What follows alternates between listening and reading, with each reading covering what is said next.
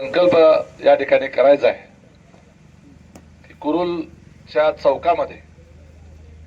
भव्य पूर्णाकृती शिवाजी महाराजांचा पुतळा आपल्याला सर्वांना उभा करायचा आहे। संपूर्ण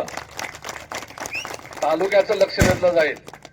एवढा भव्य शिवाजी महाराजांचा पुतळा आपण सर्वांनी पुढच्या वर्षीपर्यंत त्या ठिकाणी व्यवस्थित रीतसर महाराष्ट्र शासनाची परवानगी घेऊन त्या ठिकाणी आपल्याला उभा करायचा आहे। आपल्या गावामध्ये अण्णासाहेब पाटील असतील, आमचे निकम असतील, बाकीचे इतरही सर्व सहकारी ह्या सगळ्यांनी त्या ठिकाणी पुढाकार घेऊन आपण शिवाजी महाराजांचं जयंती दरवर्षी साजरी करतो। परंतु पुढच्या 100 वर्ष 200 वर्ष नव्हे 500 वर्ष